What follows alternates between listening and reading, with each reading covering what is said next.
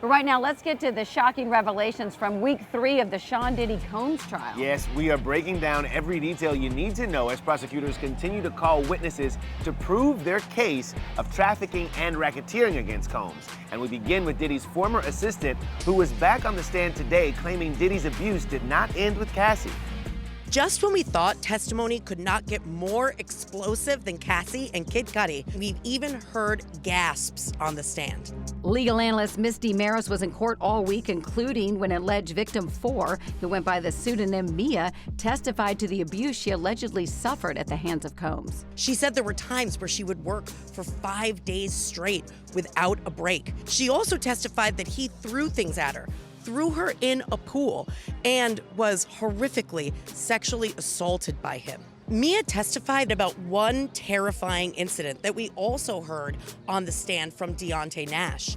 She said that they were in Cassie's room when Combs came into the room looking for Cassie and began to beat her. So much, in fact, that both Deonte and Mia tried to step in. When Mia stepped in, he threw her against a wall. Deonte Nash is a stylist who worked with Cassie during the time she was with Combs, and he testified to that same story with Mia. His testimony was really, really important.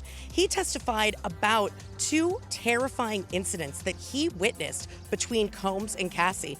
One mirrored what Mia testified about on the stand, that Combs came to Cassie's room and ultimately beat her so badly that she hit her head on a bed frame and was bleeding, and that he tried to call 911, but his call never connected. Deonte also testified that Cassie went to a hotel to hide from Combs, but that Combs found her. Deonte went up to the room, told her that Combs was downstairs, and she said, "I'd rather go over the balcony."